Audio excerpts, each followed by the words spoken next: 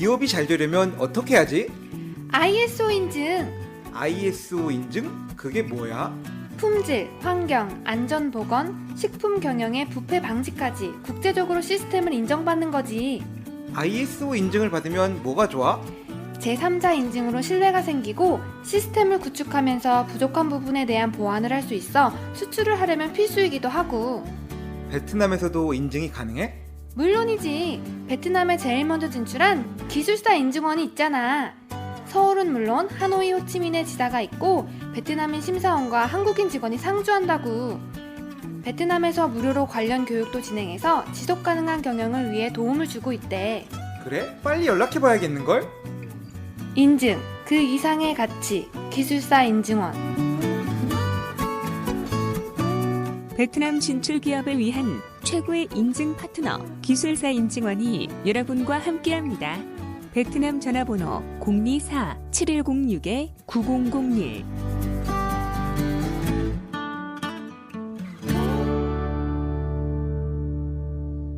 네, 뭐 담배 담배 피고 와서 본격적으로 아까 질문하려고 했던 내용들을 얘기해보려고 합니다. 주재원으로 나와서 가장 궁금한 게 도대체 얼마 받고 나오나? 사실 대우가 제일 궁금하죠. 그렇죠. 왜냐면은 한국에서는 뭐 회사 임원분이라든지 특수직업이 아니면은 뭐 사실은 월급 뭐 회사의 기본적인 복지 제외하고는 받는 게 없는데, 그렇죠. 외국에 나오면 또 저희가 또 로망 있지 않습니까? 그런 거에 대해서 또 그런 거에 대해서 좀 알아보려고 해요. 사실 이게 궁금한 것 같아요. 저 같은 경우에는 작은 기업이에요. 큰 기업은 아닙니다. 중소와 중견의 사이에 있는 기업인데, 저 같은 경우에는 한국에 있는 베트남에서 받는 급여가 이제 한국 급여는 급여대로 받고, 원래대로 받고 그거. 네, 원래대로 받아요. 금액은 보존을 받아요. 그리고 물론 수당 같은 건 안 나오죠. 뭐 잔업수당이나 그렇죠. 뭐 그건 이런 것들은 다 네. 날라간 상태에서 한국 급여를 똑같이 베트남에서 또 받고 있어요. 2배로 받는 거죠. 저 같은 경우에 저는 곱하기 2에다가 추가로 나오는 게 주거, 주거비까지. 주거, 차량. 차량, 네. 개인 차량. 한국에는 개인- 뭐 네, 저는 개인 차량이 있어요. 그거는 법인마다 틀리긴 한데, 저 같은 경우는 영업 업무도 보고 그러다 보니까 돌아다니고, 주재원들 중에 저만 하노이에 살아요. 그렇기 때문에 개인 차량이 있어야 돼요. 그래서 저는 차량까지 이렇게 뭐 받고 교육비 있어요. 이런 건 나오세요, 그럼? 교육비 규정은 있어요, 회사에. 근데 아직 자녀가 없기 때문에 교육비를 받으신 분은 없어요. 왜냐면 저희 주재원들 분들 중에 자녀를 데리고 나오신 분들이 한 분도 안 계세요. 주변에 로망하면 또 국제학교 아닙니까? 국제학교죠. 맞긴 한데 50%냐, 100%냐. 100%냐? 그게 클 수밖에 없는 게, 예를 들어서 하노이에 있는 뭐 다른 학교는 모르겠고 제가 아는 그냥 정확하게 알고 있는 게 세인트폴 국제학교인가? 있죠, 예. 1년 학비가 2만 불이라 그러더라고요. 2만 불. 학비만. 학비만. 학비만. 맞죠. 뭐 정확한 건 아닙니다. 이거는 저도 들어서 알고 있는 거라. 사실 아직 아이가 있다 하더라도 학교 갈 나이가 안 됐기 때문에 관심 밖의 얘기고, 유치원이 꽤 비싸더라고요. 유치원도. 근데 대부분 거기 플러스해서 학비까지 지원받는 걸로 알고 있어요. 한 50% 정도 지원해주는 없고, 아시는 분 외국계 기업인데 거기는 아예 외국계예요. 한국이랑 전혀 관계없는 그런 업체들은 주로 뭐 거의 100% 지원해주더라고요, 회사에서. 영어 유치원 같은 경우가 보통 제가 알기로는 월에 50만 원 이상으로 들었거든요. 그 로컬에서 좀 잘 사시는 친구들이 가는 영어 유치원이 8시간 코스면 4시간은 베트남어로 수업하고 4시간 영어로 수업. 영어로 수업하는데 거기가 50만 원 이상, 월. 월에 500불 이상 한다. 한국 유치원이 얼마죠, 근데? 한국은 더 비싼 걸로 알고 있는데. 유치원 그렇게 비싸? 네. 한국 영어 유치원 만만치 않아요. 그렇죠. 그 한국말로 하는 유치원 말이야. 한국말 유치원도 뭐 이게 비싼가? 최소 돈백. 그렇죠. 네, 그렇게 될것 돈 100만 원 같습니다. 하는 걸로 그렇게 알고 많이 있어요. 그러지 않을까 싶습니다. 그런데 저 정 과장님은 좀 굉장히 회사가 좋은 것 같습니다. 이렇게 곱하기 2로 주는데, 저는 보통 이렇게 제가 사람들이 일반적으로 알고 있는 건 한국 급여 보전에다가 점오 아니야? 수당 플러스 주거비 지원 정도가. 거기서 이제 함정이 있는 거죠. 원래 급여가 많지 않다는 함정도 있을 수 있죠. 그것도 있을 수가 그거는 이제 있겠네요. 함정이지. 함정인데, 저희 회사는 말씀하신 거랑 동일해요. 점오에 점오의 주거비. 네, 대부분 0.5.8이에요. 네, 0.5.8로. 0.5라는 건 한국 급여는 그대로 있고 1.5 배. 1.5배를 1.5 배. 다음에 네. 거기에다가 이제 주거 지원. 그렇죠. 많이 주는 데가 1.8배. 네네. 그 정도 되는 거죠. 근데 굳이 이제 한국 생활이랑 비교를 하자면 이제 뭐 물론 수당을 더 많이 받는 것도 있지만 네. 그 가장 현실적인 차이는 제가 볼 땐 주거 비용이라고 생각을 해요. 한국에서는 그렇죠, 그렇죠. 내가 만약에 100을 받는다라고 하면 그거 가지고 그 안에서 내가 주거 비용이라든지 차량이라든지 내가 해야 되는데, 여기 이 동네에서는 우선 내가 0.5배를 받고 있고, 다만 그 0.5배는 사실 그 한국에서 100을 받냐 여기서 150 받냐 그건 별로 실제로 여기 살아보면 그건 별로 큰 차이는 아니에요. 다만 제일 큰 차이는 주거 비용을 여기서 받는다라는 게 정말 너무 판타스틱하죠 사실은 제가 생각할 때는. 그게 제일 커요. 그럼 주거 비용은 어느 정도가 주변 사람들 얘기를 해주시면 됩니다. 주변 사람 저희 회사 같은 경우는 리미트 1,000불이에요. 한 달에. 저 근데 네. 플러스 마이너스 어쨌든 한 1,000불. 1,000불 정도? 네, 1,000불. 물론 플러스 마이너스 1,000불이면은 뭐 2,000불까지도 가는 경우가 있다. 그건 이제 직급에 따라. 직급에 따라 다르죠. 네. 아무래도 정말 장, 고위 직급이면 장급으로 나오시는 분들은 좀 많이 챙겨주시는 것 근데 같고. 이게 말이 1,000불이 한국으로 100만 원이잖아요. 그렇죠. 120만 원이죠? 그렇죠. 120만 원. 한국에서는 보통 저기 좋은 집 월세가 얼마나 되지? 보통 뭐 저는 비싼 집 안 살아봐가지고 베트남이 그 집값이 비쌉니다. 비싼 한 달에 보통 가정이 좀 좋은 아파트 살려고 하면 기본적으로 뭐 1,000불은 내야지. 그러니까 호치민은 집값이 이렇게 안 비싸대요 지금 워낙. 그것도 아, 진짜 아니야. 궁금 많이. 호치민이 네. 제가 알기로는 넘어섰어요. 하노이를. 호치민도 뭐 제가 분별로. 그런가? 제가 왜 제 친구가 수영장 딸린 아파트가 한 700불 정도 살더라고요. 아, 그게 이제 네. 제가 말씀드린 마이너 넘었다라고 분야에서 하는 게 결국에는 이제 호치민의 푸미행이냐 하노이의 뭐 어, 미링이냐 미링이냐. 이 단순히 요 차이로만 봤을 때는 비슷하거나 예전에는 말씀하신 게 예. 맞아요. 예전에는 분명히 호치민이 더 저렴했던 건 맞는데 최근 1, 2년 사이에 그게 비슷해졌거나 아니면 더 넘은 걸로 알고 있어요. 제가 알기로는. 두 분 같은 경우에는 또 베트남만 나와 계신 게 아니라 회사에서 나가 있는 나라들이 좀 여러 개가 있잖아요. 네. 그럼 뭐 아까 정 과장님 같은 경우 인도로 나가 있는 분은 주재원 수당이 높나요? 더 적어지기 때문에. 생명수당 이런 것도 있고 뭐. 같아요. 저희는 같아요. 어디로 나가든지 조건은 똑같이 한국에서 받는 거 곱하기 2에 원래는 인도가 더 받는 게 나는 맞다고 저는 그렇죠. 맞다고 보는데 회사 뭐 규정상 별도의 뭐 인도가 더 격오지라고 생각하시진 않는 것 같아요. 임원분들이 격오지 어차피 똑같은 조건인데 문제는 이제 인도 같은 경우에는 어떤 차이점이 있냐면은 주거나 이런 게 더 저렴해요 베트남보다. 그렇죠. 예. 그리고 결국에는 물가 같은 건 로컬 기준으로 사실 다들 책정을 하시거든요. 물가 같은 건 사실 주재원 물가는 별도로 가지고 있습니다. 한인 사회의 물가는 한국이랑 뭐 다를 바 없죠. 다를 바 없이 똑같은데 조금 그래요. 그래서 사실 인도가 좀 더 많이 받아야 되죠. 근데 현실은 그렇지 않아요. 현실은 그렇지 않죠. 같아요. 이 팀장님 쪽은 어떤가요? 저희는- 선진국도 많이 가시잖아요. 거기 뉴욕이나 이런 데도. 우선은 한국을 100으로 잡고 있고요. 네. 그다음에 이제 중국 같은 경우에는 조금 더 많이 받아요. 실제 현지 물가를 고려해서 네. 그럼 0.8 뭐 이렇게 가는 건가요? 거의 한 6.6 정도. 2%에서 5% 정도 더 많이 받아요. 그러니까 결국엔 그 더 많이 받는다라고 하는 거는 수당만 해당이 되고요. 그다음에 한국에서 받는 한국 급여 그대로. 기준으로는 똑같고. 근데 여기 같은 경우에는 80% 받아요. 그러니까 한국을 100으로 놨어요. 여기는 80% 받아요. 물론 요거에 대한 불만은 저는 있죠. 한국에서는 당연히 이제 물가지수 수준을 고려했을 때 이게 적정하다라고 판단을 했을지는 모르지만 여기 오래 살아본 입장에서는 사실 나는 한국 사람이라서 한국식을 네, 더 밥을- 많이 먹기 때문에 실질적으로는 한국에서 예를 들면 요즘 한 7, 8천 원 한다면 최소한 그거랑 비슷하거나 더 비싸거든요. 그러니까 그런 관점에서는 저는 좀 불만이 있죠. 그럼 조금 더 선진국 가면 또 거기 따라서 또 내교가 달라지죠. 뭐 예를 들면은 싱가포르라고 네. 한다면 한국 기준 100으로 봤을 때는 120을 받으니까. 아, 네, 그러니까 싱가포르 물가가 세니까 워낙. 거기 그렇죠. 워낙 네. 세니까. 뭐 그쪽 분들도 그쪽 나름의 또 불만이 있으시겠지만 뭐 거기는 이제 선진국이니까. 근데 여기는 후진국임에도 불구하고 물가 수준이 녹록지 않다라는 걸 어필은 하지만 그게 어필이 잘 안 먹히죠 실제로. 교육비 지원 현황은 어떤가요? 교육비는 오히려 100%는 아니에요. 저희 회사 같은 경우에는 그 모든 기준은 한인국제학교를 기준으로 두는데 여기가 실질적으로 이제 초등부터 시작하면은 사실 제가 느끼기에는 저렴한 편이거든요. 네. 베트남의 한인국제학교는 저렴한 편이에요. 근데 유치원이 문제예요. 유치원은 한인 유치원을 보내려고 하면 아까 말씀드렸다시피 한 돈 100만 원 월에 그 정도 수준이 되다 보니까 이거는 거의 초등학교가 제가 지금 정확히 얼마인지는 기억이 안 나는데 초등학교보다 훨씬 더 싸요. 훨씬 싼 걸로 알고 있어요. 그래서 그 부분도 사실은 조금 회사 입장에서는 좀 사실 좀 주재원을 생각을 한다면 아니면 현재를 생각한다면 좀 더 배려를 해줘야 되는 입장인 건 맞고요. 해외에 있다 보면 주거 지원이 굉장히 큰 건데 주거 지원은 보통 현금으로 줘서 내가 알아서 집을 뭐 싸게 하면 세이브를 할 수 있는 건가요? 아니면은 이런 건 다 그냥 딱 실비로 오늘 슈퍼마켓 아니면 현금을 주겠어요. 제가. 근데 회사마다 틀려요. 현금으로 현금으로 지급해주는 주는 데도 있는 거 그냥 같은데, 네. 우리는 주거비 첨불해서 주는 회사들도 있고 네. 회사 이름으로 아파트를 계약을 해가지고 회사에서 그 비용들을 다 지불하는 회사들도 있고 아니면은 회사에다가 뭐 계약서를 들고 와서 뭐 800불짜리 집에 살게 되면은 뭐 그것만큼 회사가 그냥 돈을 지급해주는 회사들도 있고요.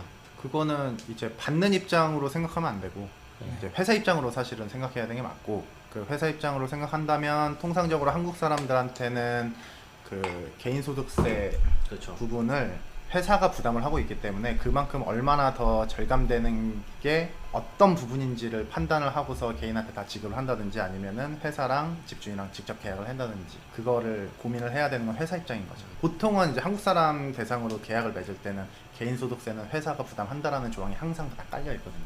이 급여하고 이런 그 수당이 붙는 건 이해를 하겠는데 보통 이제 비판받는 것들이 일반적으로 좀 좋은 집들을 사시는 분들이 계세요. 그렇죠.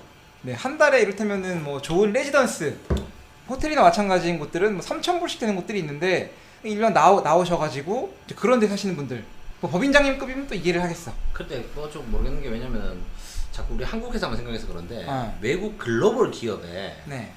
뭐 진짜로 예를 들면 우리가 이름 들어볼 만한 사람들이 여기 나왔으면은 그 임원들한테는 대우를 더 잘해준다고 그러더라고요 사실은. 예를 들면 진짜 우리가 막 애플 이런 데서 팀쿡이 나왔으면은 팀쿡한테 사줄 거 아니야 아파트를 하나. 사줘야지 그러면 파워플리 사줘야지. 근데 그걸 제외하고라도 약간 좀 뭐랄까 검사장님 말한 것처럼 여기 베트남에 있는 기업 중에서 글로벌 회사라고 불릴 수 있는 기업이 사실 몇 군데 우리 셀 수 있을 거 아니야? 없죠. 없어요. 네네. 근데 그걸 제외하고도 예를 들면 아까 검사장이 말한 것처럼 그 3,000불 이상 되는 레지던스가 지금 자리가 없다. 네. 줄을 서서 대기표를 받아야 되는데 지금 집에 들어갈 때. 그러니까 제가 보는데 주거 네. 비용 같은 경우에는 좀 절감을 할 필요가 있을 것 같아요. 회사 입장에서도. 맞아. 너무 기준이 높게 책정된 게 아닌가. 왜 그렇게 저는 기준이 잡혀 있는지 잘 모르겠어요. 오늘 입장에 대보니까 그게 네.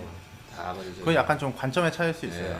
왜냐면 결국엔 비싼 데일수록 더 안전하다라는 거를 따져야 되거든요. 왜냐면 저희가 베트남에 나와 있는 입장으로서 생각을 하다면 당연히 현지인들이랑 비슷하게 생각하면 그냥 저희 이상한 데 살면 돼요. 월 30만 원 그 이하짜리도 살 수 있어요. 맘만 먹는다면. 예. 근데 그렇지 않고 왜 월 1,000만 원짜리 월 100만 원짜리를 사냐라고 물어본다면 저는 항상 얘기를 해요. 난 안전해야 된다. 내가 해외에 나와 있기 때문에. 내가 베트남 사람이랑 섞여 살 수 없는 이유는 딱 하나밖에 없어요. 내가 베트남 말에 능숙하지 않고 이 현상, 이 베트남 상황을 정확히 모르기 때문에 내가 예를 들면 전기세가 날라왔는데 난 이 전기세가 내는 건지도 모르고 그냥 안 내고 어찌 하다 보니까 안 낼 수밖에 없는 상황이 됐는데 갑자기 전기가 끊겼다.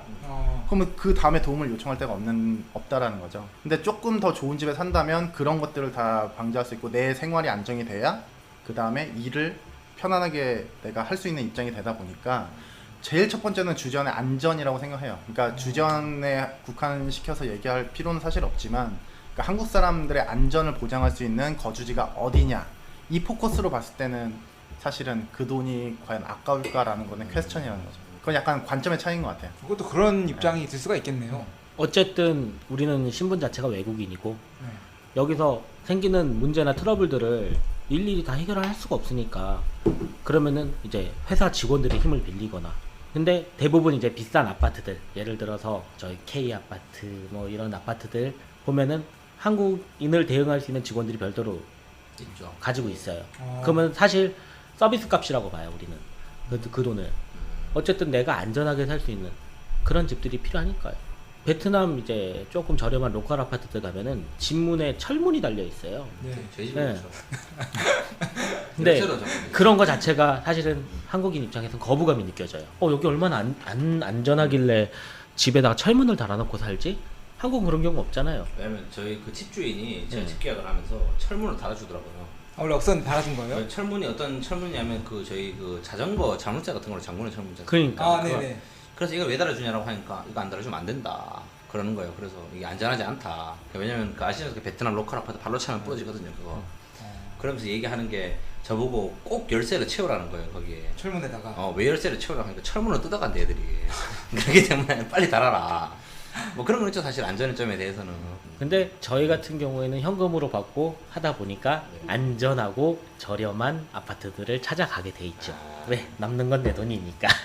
제가 궁금한 게 주재원이 만약 부부가 만났다 그러면은 만약에 현금 결제를 한 군데만 해야 되는 경우에는 한 군데는 날아가는 건가요? 그거는 이제 회사랑 적절한 수준에서 협의를 봐야죠. 그거는 협의예요. 왜냐면은 사실 주재원 부부가 많지는 않아요. 네. 대부분 남편이나 와이프나 둘 중에 한데 사실 저는 주재원 부부예요. 그래서 저희 같은 경우에는 이제 와이프 회사에서 집값을 내주고 제 건 세이브하죠. 그런 경우가 있죠.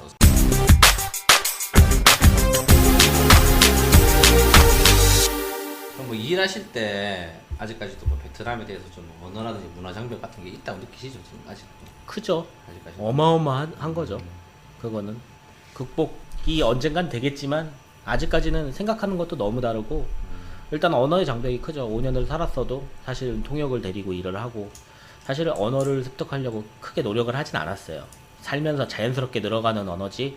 그렇기 때문에 조금 뭐라고 해야 되나 아직도 문화적인 장벽의 차이가 많죠. 크죠. 엄청나요. 그거는. 업무 자세가 먼저라고 봐요. 솔직히. 네. 그러니까 커뮤니케이션 당연히 커뮤니케이션 뭐 안 되는 건 뭐 맞는 건데 그 준비를 주재원이 해올 수도 있고 아니면은 여기 현지에 있는 친구들을 구해서 그 커뮤니케이션을 원활하게 할 수는 있지만 사실은 그것보다 더 중요한 거는 업무 태도, 그 업무의 스킬적인 부분이 과연 이제 주재원만큼 뭐 굳이 주재원만큼은 아니더라도 어느 정도 한국 사람이랑 비슷하게 따라올 수 있느냐 없느냐의 문제인데 통상적으로 그러지 못한다는 거죠. 조금 한 1년 이상 생활해 보신 분들은 아마 다 동감할 것 같고요. 특히 제일 아쉬운 것 중에 하나가 베트남의 남자분들이 좀 맨파워가 좀 강했으면 좋겠는데 이제 그렇지 못하다는 거. 어떤 뜻이죠? 맨파워 강했으면 좋겠는데. 그러니까 똑같은 일을 시켜도 여자분들, 베트남 여자분들이 훨씬 네네. 더 업무적인 능력치가 좀 맞습니다. 더 압도적인 높다라는 문제인 거죠. 네. 그러니까 그런 부분이 아쉬워요. 왜냐면 한국 사회에서 이거 조금 이제 위험한 요즘 세상이 위험해가지고 저게.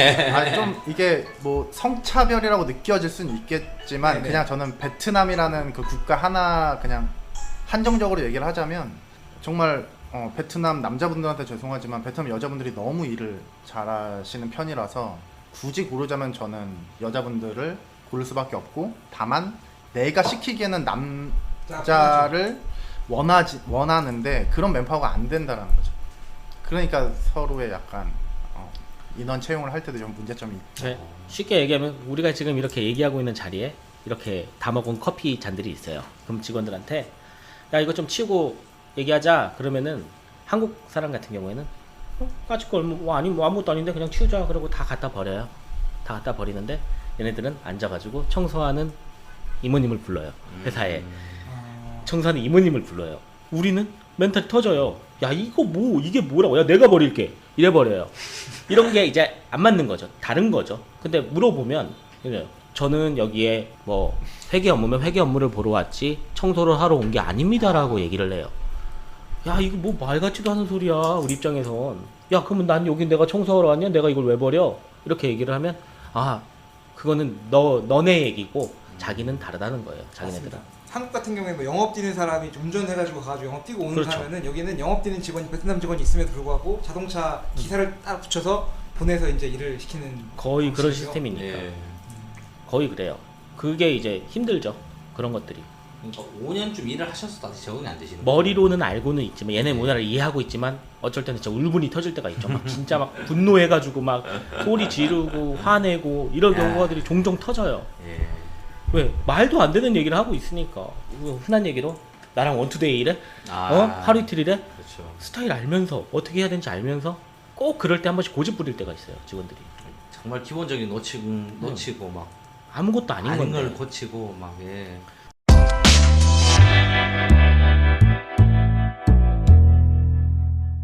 이 방송을 듣는 많은 또 주재원 파견 예정자들 분들이 계신 걸로 알고 있는데 혹시 주재원으로 베트남에 파견을 받기로 했다 그러면은 베트남어 공부를 하는 게 좋은가요? 그럴 필요는 없다고 봐요. 동감합니다. 통역 있잖아요. 굳이. 그리고 뭐 통역에 긍정적인 면이 있고 네. 부정적인 면이 있긴 있어요 분명히. 근데 그거는 사실 어떻게 쓰느냐에 따라서 달라지는 부분이지 사실은 무조건 통역을 쓰는 게 맞다고 봐요. 행정적인 업무를 봐야 되고 하면은 아무리 베트남을 잘해도 한계가 있어요. 거기서는 그렇죠. 찾아오는 한계들이 있기 때문에 일단은 못해도 관계는 없는데 노력은 해야 돼요. 와서 직원들이랑 간단한 일상 업무 정도는 볼 수 있을 정도의 노력은 사실 와서 일하다 보면 자연스럽게 돼요. 그거는. 언어가 그렇게 중요한 네. 문제는 아니다. 그렇죠. 저도 공감하는 게 사실 뭐 저희도 여기 베트남에 있지만 뭐 주로 쓰던 말이 뭐 밥 뭐 먹었냐, 커피 먹자 이런 얘기를 하는 거는 사실은 좌회전 정도인데 진짜로 업무적으로 해가지고 이 제품의 감가상각이 어떻게 나오는지 이런 거를 그렇죠. 베트남어로 한다는 거는 사실은 좀 문제가 있다 생각해요. 그거는 문제가 있는 거 아니에요? 쉽지가 않죠. 쉽지가 않죠. 그러니까. 그렇죠. 맞죠. 그러니까 뭐 내년에 뭐 재무제표를 달라, 뭐 감가상각이 어떻게 되냐 이제 이런 거를 베트남어로 물어보면 쉽지가 않다라고 생각해요. 그래서 예. 또 다른 게 뭐가 있을까 싶은들께 또 외국에 나오면은 또 어려움들이 있잖아요. 외로움, 그리고 뭐 인간관계. 배우자를 선택하는 그런 문제들. 제가 볼 때는 우리 정 과장님은 굉장히 그 승리자신데 이렇게 우리 아직 이 팀장님은 아직이신 것 같고 뭐 그런 어려움들은 어떤 게 있고 어떻게 이겨나가고 계신지가 좀 궁금합니다. 일단 외롭죠. 혼자 이제 가족이 없고 혼자서 나와 있다 그러면 일단 굉장히 외로워요. 왜냐면 주변에 있는 내 사람들은 전부 다 일과 관련된 사람들이 거의 대부분이에요. 놀러 온 게 아니기 때문에. 그렇죠. 그러면은 다 업무와 관련돼 있고 업무의 연장선 이 사람들이랑 뭔가를 해도 술 먹다 보면 다 회사 얘기하고 있고 아 이건 뭐 어떻다 일 얘기만 하고 재미가 없어요. 그러니까는 굉장히 외로워요. 그래서 부임 초기에는 진짜로 술을 많이 먹었어요. 집에서 그것도 혼자서 할 게 없으니까 퇴근하고 그러다 보니까 몸이 망가져. 그럼 업무 외적으로 좀 위로받을 수 있는 인간관계들은 어떻게 찾으셨는지 그런 것도 좀 궁금합니다. 그 외적으로 인간관계가 거의 아직도 없어요. 사실은 거의 없다고 봐야 돼요. 근데 그 중에서 이제 업무와 연장선에 있는 분들 중에 이제 좋은 사람들, 나랑 마음이 맞는 사람들, 자 일을 배제하고 이 사람이랑 같이 즐겁게 어울릴 수 있는 그런 사람들이랑 이제 모여가지고 뭐 주말에는 골프도 치러 가고 그런 거를 이제 조금씩 만드는 과정이지. 사실 그 외적으로 만나기는 굉장히 좀 어렵다고 봐요. 되게 개인 성향이긴 한데 네. 저 같은 경우도 이제 비슷한 케이스인데 저도 이제 집돌이 스타일이라서 별로 사람 만나는 거를 원래는 좋아라 했지만 이 동네에서는 왠지 폐쇄적이 돼 버리는 성향이 되더라고요. 그게 왜냐면 우선 저도 처음에 여기 나오기 전에는 한국에서는 아 여기 해외 나오니까 이제 한인회 활동도 하고 좀 이런 것들을 해야지라고 생각했지만 막상 나오니까 제일 조심해야 되는 게 한국 사람이다라는 걸 느끼고 나서는 네. 이제 어느 순간에 딱 폐쇄적이 돼버리는 거죠. 이제 조금 계셔보셨으니까 아실 거예요. 한국 사람이 제일 무섭고 두려운 존재라는 걸. 이제 그것만 이제 정 과장 얘기한 것처럼 어느 정도 내 마음에 맞는 사람들만 생기면 딱 그것만 가져가려고 하지. 그러니까 저 같은 스타일은 그것만 가져가려고 하지 굳이 계속해서 뭔가 인맥을 넓히고 하는 스타일은 아니거든요. 저는 개인적으로. 근데 뭐 다른 분들은 모르겠어요. 와서 정말 인맥을 많이 넓히시고 이게 내 재산으로 해서 다른 사업을 그러니까 본인이 주재원으로서의 생활을 하면서도 다른 사업을 구상하시는 분들도 분명히 있겠지만 항상 조심해야 되는데 그 중에 제일 중요한 게 현지 애들보다는 한국 사람을 먼저 조심하면서 뭔가를 진행해야 되는 게 맞지 않나. 그래서 저 개인적으로는 좀 이렇게 사람들 많이 안 만나는 스타일이에요. 저 같은 경우. 그런 게 힘들지는 않으셨어요? 고독에 사무쳐서. 이제 처음에 말씀드렸던 집돌이라서. 나 원래 집돌이 집순이는 뭐 그런 건 크게 문제되진 않을 것 같은데. 아, 근데 저도 공감이 되는 게 그 하노이의 한인 사회가 네.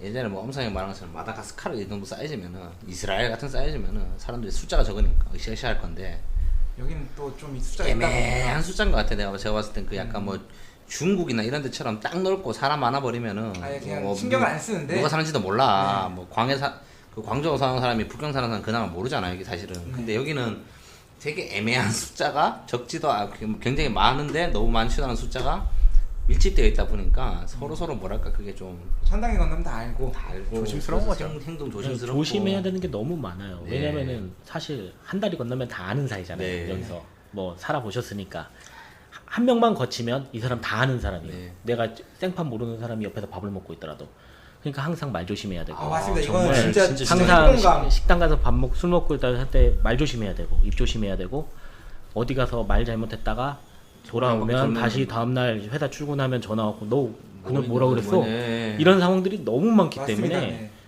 그래서 여기 되게 좁은 사이라서 식당 같은 데 가면 다 룸을 선호하시잖아요.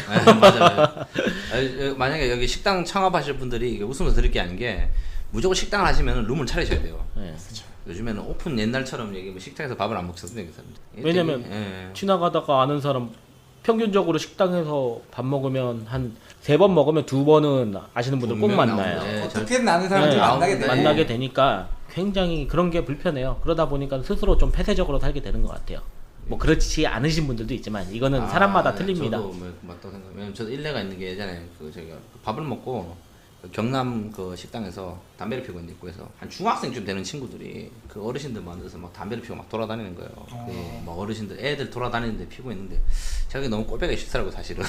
그래서 아 이거 좀 혼을 내야 되나 싶었더니만 저희 딱 회사 사수분이 어깨를 잡으면서 그러면 안 돼. 다 그 거래처님 사장님들 다 아들이라고. 애들이 그거 물어볼 거라 너희 아버지 뭐 하시냐? 아저씨 회사 어디 다니냐고 조심하라면서 좀 그렇다는 거죠 사실. 일례로 저기 미등의 모 호프집에서 네. 거기가 이제 칸막이는 쳐져 있으나 위에가 뚫려 있어서 네. 옆에서 얘기하는 게 다 들려요. 그냥 들은 얘기예요. 진짜인지 아닌지 네. 모르겠어. 근데 옆에서 이 사람이 험담을 하고 있었는데 네. 이 사람이 옆방에 있었던 아. 거야. 그래서 멱살잡이가 났다는 얘기도 있어요. 충분히 실제로. 가능하죠. 네, 그렇죠. 충분히 가능한 얘기예요. 미등에 있는 비호프집 같은데. 네, 비- 비호프집. 비호프집일까요? 네. 맞아요. 또 다 알게 됩니다 이렇게 다. 아니 그게 맞아요. 네. 그래서 예전에 군대 있을 때도 네. 군대 후임이 선임 욕하다가 같은 집에 술을 먹는 거야. 진짜로 옆 테이블에 앉아 있었거든요 그때. 나는 그때 선임이랑 제가 짬에 있을 때니까 선임들이랑 술을 먹는데 옆에서 계속 그 뭐 누구 얘기를 하는 거예요. 가만히 듣다가 이렇게 얼굴을 내다 보니까 이렇게 걔들이 머리 빡빡 밀고 밥을 먹고 있더라고. 그래서 아 이거 내일 보자면서. 그래서 그래서 그런 일을 안 만들려고 좀 폐쇄적으로 삽니다. 자 그러면 저희가 뭐 무슨 얘기를 해봤죠. 일단 첫 번째가 그 주재원 분들이 이제 오실 때 뭐 이런 거 염두에 둬야 된다. 네.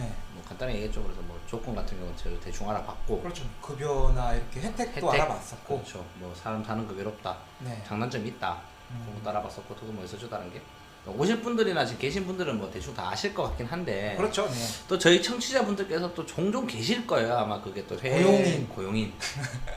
그렇죠. 그리고 피고용과 고용인의 차이인데 지금까지는 제가 또 그 피고용인의 입장에서만 얘기를 듣다가 네. 고용인의 입장도 한번 들어봐야 될 것 같아요. 예, 사실은 오게 되면 대부분 피고용인과 고용인의 중간선상에 서게 됩니다. 내 신분은 피고용인이지만 실제로는 고용인이 되는 경우가 많아요. 왜냐하면 법인 내에서는 내가 고용하는 사람이에요. 운영자니까. 그렇죠. 회사의 경영자이기 때문에 경영하는 사람이기 때문에 그런 경우들이 많아요. 그러다 보니까 이제 자괴감이 오는 거예요. 왜? 내 입장을 생각하면 내 피고용인 입장에서 이걸 바라보게 되면 야 이거 혜택도 늘리고 싶고 뭐 수당도 늘리고 싶고 그런 마음은 굴뚝이에요. 근데 회사의 경영 지표나 이런 물론 많이 벌면은 다 해도 돼요. 근데 많이 벌면 다 해도 되죠. 회사라는 게 그렇지가 않잖아요. 네. 많이 벌 때도 있고 조금 벌 때도 있는데 야 이거 종종 그러신 분들이 나옵니다. 이제 주정 규정에는 뭐 주거가 1,500불인데 왜 우린 1,000불밖에 지원이 되지 않느냐라고 말씀하시는 분들이 종종 있어요. 많지는 않지만 있어요. 근데 돈 쓰는 입장에서 왜 자금을 집행해 줘야 되는 입장에서는 이거 다 하고 나면 법인이 적자로 돌아서는데 이걸 어떻게 합니까? 라고 이렇게 얘기를 해요. 그러면 가끔씩 이제 좀 연세 많으시고 이러신 분들은 야 너도 직원 입장인데 이걸 네가 이렇게 통제해서 되겠냐? 근데 직원 입장이 아니라 여기서는 직원 입장으로 생각하면 안 돼요.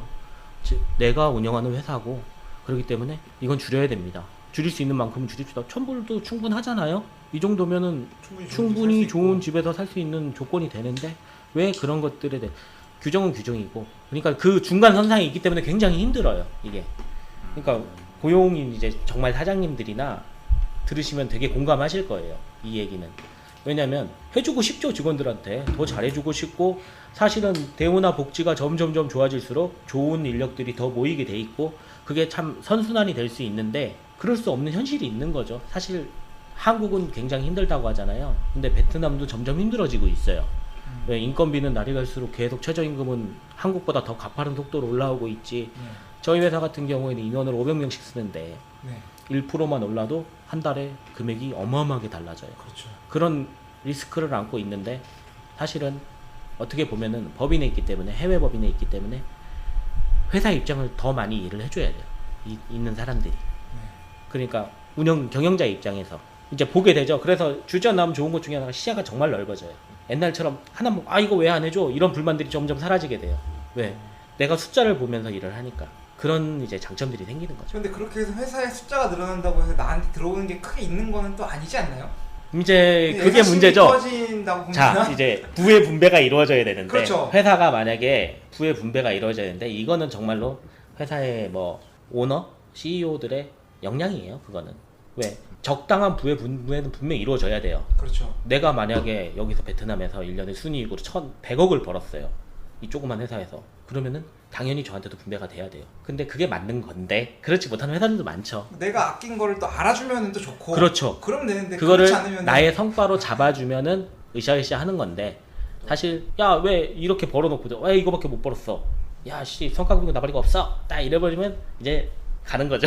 헷가닥 하는 거죠. 집값 다 올리고 베트남에서 한국 기업치고 그렇게 성과를 내는 회사가 제가 알기로는 없죠. 거의 없어요. 없죠. 거의 없다고 봐요. 다들 뭐 근근히 살아간다고 보면 될까요? 왜냐면은 위험한 얘기라서 이게 공개적으로 드러나면 조금 안 좋은 얘기라서 왜냐면은 사실 베트남 법인에 이익을 많이 주질 않아요. 본사가 어떤 루트를 써서든 아 그렇죠. 본사의 이익을 이익을 하지. 줄이고 본사의 이익을 늘리는 약간 그런 게 있어요. 네. 그게 물론 법을 준수하면서 하는 얘기인데 이게 디테일하게 들어가면 굉장히 위험한 얘기라서 이게 회계상으로 뭐 네, 회계상으로 네. 위험한 얘기라서 그래서 뭐 요즘에 또 베트남에서도 얘기 많았지 않습니까? 뭐 이전 가격이라든지 그렇죠. 그거에 대해서 그런 얘기예요. 그렇죠. 대부분 다 그런 그렇죠. 얘기예요. 그거는 뭐 공공연하게 알긴 하는데 어쨌든 그렇죠. 간에 좀 그런 게 있죠 아무래도. 그렇기 때문에 항상 주주원들은 약자일 수밖에 없다는 거. 약간 그런 느낌은 약간 노조 위원장 같은 느낌인가? 예, 약간 그런 네. 느낌. 그렇지 그런 네. 느낌이 드는 것 같습니다. 예.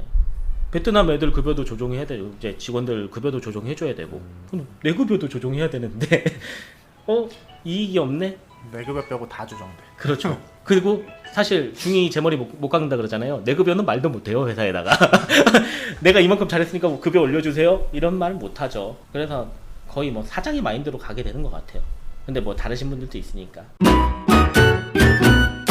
앞으로는 얼마나 더 계시고 기지. 싶으세요? 본인의 그 생각대로 남을 수 있고 더 있을 수 있다면은 평생 베트남에서 선택하실 수도 있고 아니면은 한 몇 년만 더 하고 가고 싶다 이런 게 있으시면은 좀 궁금합니다.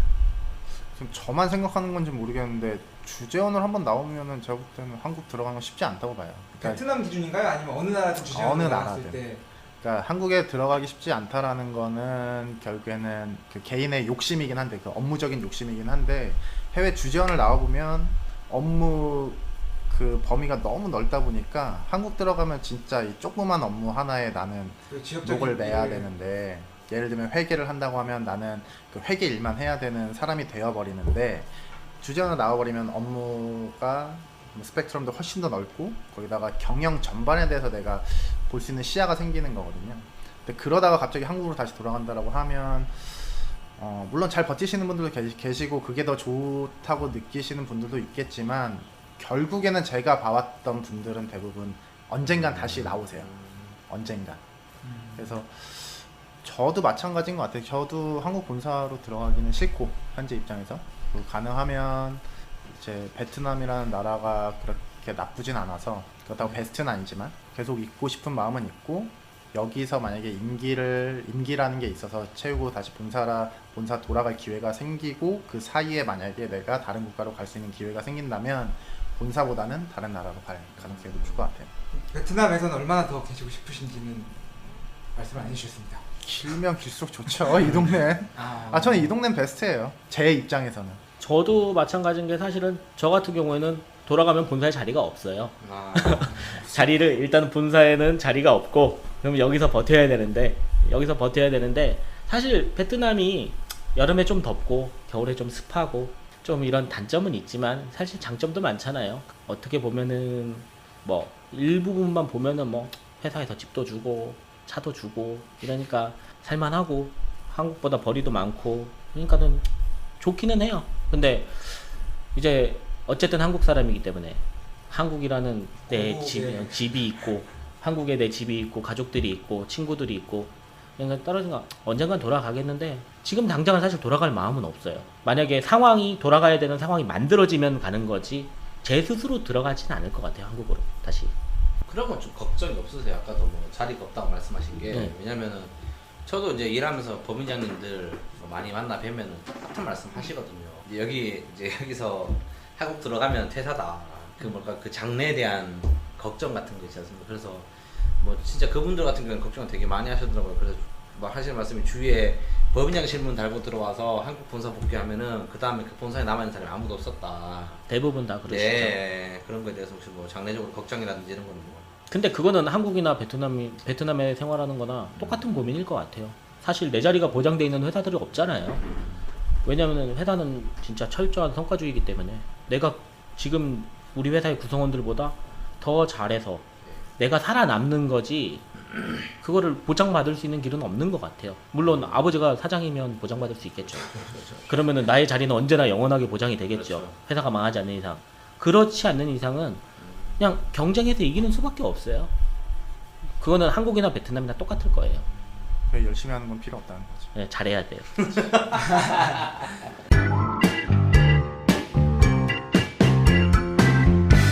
그리고 두 분 다 미혼의 신분으로 나오셔가지고 한 분은 이제 승리를 하셨고 아직 이렇게 되면 이 팀장님은 실패를 했다는 건 아닌데 현지에서 베트남을 기준으로 했을 때 이렇게 한국에서 배우작감을 만들어서 나오는 게 좋은 건가요? 아니면 여기서도 뭐 찾을 수 있는 기회가 많이 있다고 봐도 될까요? 개인적으로는 네. 뭐 국적이 관계 없다 그러면 현지에서 움직이는 게 맞고요. 네. 그리고 나는 정말로 무조건 한국 사람이랑 결혼을 해야겠다라고 생각하시면 한국에서 만들어 오시는 게 맞습니다. 여기는 어렵습니다. 제 주변에 이런 케이스가 저 하나밖에 없어요. 근데 두 분은 현지인을 배우작감으로 생각을 해보신 적이 있으신가요? 있죠, 당연히 있는데 네. 생각할 수 있는 이제 리스크가 너무 큰 거예요.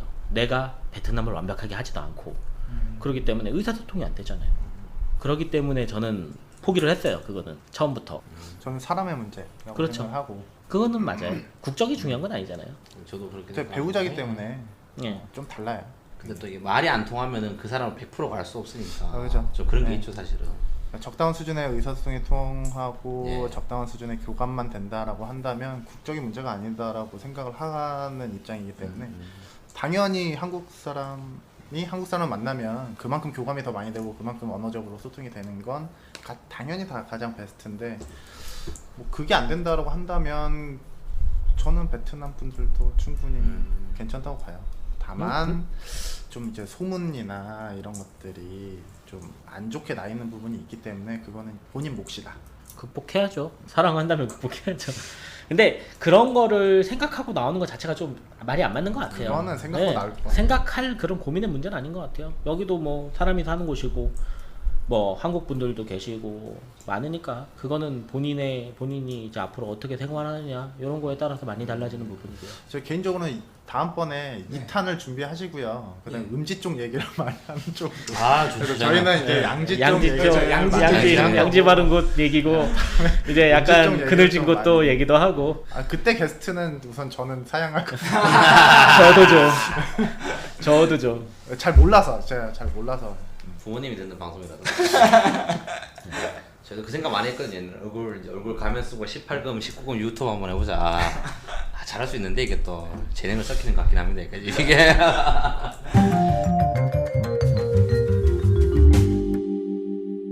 네, 여기까지 나와주신 거 굉장히 감사드리고 마지막으로 또 한국에 주재원 나오려고 하시는 분들에게 한마디 해주셔도 좋고 아니 방송에 대한 소감 말씀해 주셔도 좋고 예. 한마디씩 하고 또 오늘 뭐 베트남에 나오기를 기대하시고 막 하시는 분도 있어요. 근데 마음의 준비는 하고 오셔야 됩니다. 그거는 확실해요. 어디를 가든 여기가 아니라 어디를 가든 준비를 해야 돼요. 완전히 다른 곳에서 다시 시작하는 기분이에요, 사실은. 그렇기 때문에 뭐 주의하시고 뭐 굳이 나오신다고 하시는 분들이 있으면 저는 이런 말씀 해드리고 싶어요. 한국이 제일 좋습니다. 그러니까 비추천 하면은 좀 저는 비추천적으로 비추천해요. 이왕 나오면 네. 나와만 살아야 되지만 네, 그리고 여기서 제가 좀 오래 살 거라서 저도 좀 제 밖으로도 좀 챙겨야 되니까 일단. 이 팀장님께서도 한마디 전 해주시죠. 강추. 우선 무조건 나와라. 기회가 되면 무조건 네, 나와라. 신입이든 경력이든 무조건 나오는 게 나는 좋다. 라고 봐요. 뭐 이유는 우선 나와서 경험해 보시는 게 제일 좋을 것 같아요. 그런데 또 다른 질문이 지금은 이제 주재원으로 나오셨으니까 그런데 현채라는 조건에 대해서 알고 계시잖아요. 심지어 저는 현채로 전환할 생각도 있어요. 아. 주재원에서. 물론 저도 그거를 최후에는 감안하고서. 전환이 되지 않을까 싶어요. 왜냐면은 어쨌든 이 회사가 저의 고용을 평생 보장해 주는 건 아니잖아요. 그렇죠. 그렇기 때문에 어느 순간 이직하는 순간이 올 거라고요. 분명히 여기 안에서도. 그럼 움직이게 되면 결론은 그 회사에서는 주재원의 대우를 받을 수 있지만 사실상 신분상 주전이 되긴 힘들겠죠. 네. 현재 채용으로 전환이 되겠죠. 근데 뭐 어느 정도 메리트만 있다면 충분히 가능한 거죠. 그때 만약에 현채로 돌아선다면 그때 제가 이제 사측에 제시할 수 있는 거는 딱 하나밖에 없어요. 조건은. 어떤 거? 만약에 회사가 베트남에 있는 회사가 이제 뭐 접는다거나 만약에 불의의 상황으로 좀 이렇게 안 좋은 상황에 돌아간다면 나는 본사에서 받아준다라는 그 한 글귀만 있으면 돼요. 그러면 저는 현채로 전환할 생각이 충분히 있다라는 거죠. 베트남이라는 나라가 꼭 그런 좋은 조건, 뭐 수당이나 집이나 이런 걸 주지 않아도 충분히 가서 살만한 나라다라는 아름다운 결론을 오늘 아니야. 뭐지 뭐 같은 값이면 다 엉치마라고야. 잘 챙겨주면 좋은 거지.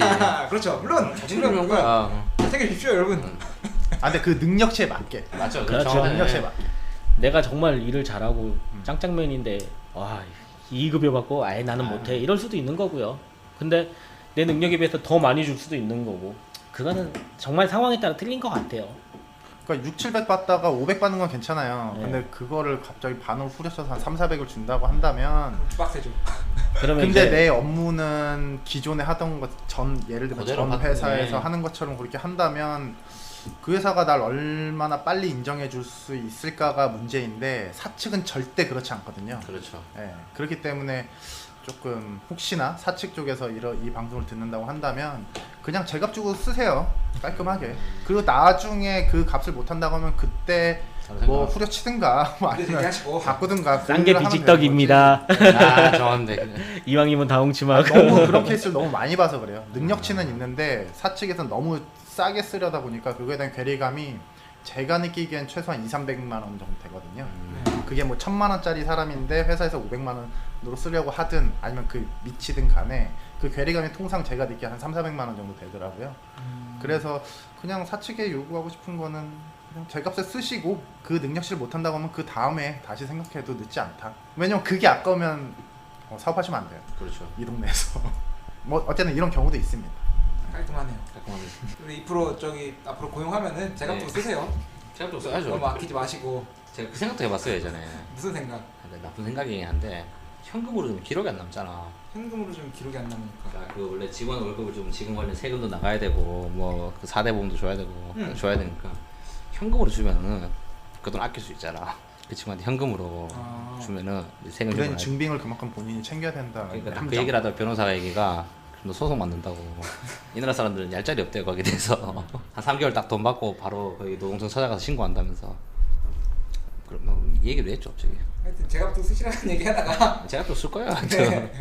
하여튼 사업 번창하시길 바라면서 하여튼 방송 이 정도로 그러면 오늘 네. 방송 일단 이렇게 마무리하는 걸로. 오늘 네. 또 출연해주신 분들 정말 감사 인사 드리겠습니다. 정 과장님과 이 팀장님께 좀 큰 네, 감사의 박수. 인사 드리겠습니다.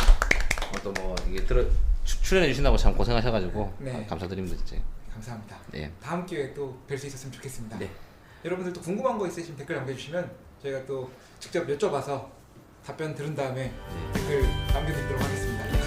방송 이 정도로 하는 걸로 하고 네. 마무리하겠죠. 네, 감사합니다. 네, 감사합니다. 네, 안녕. 바이바이.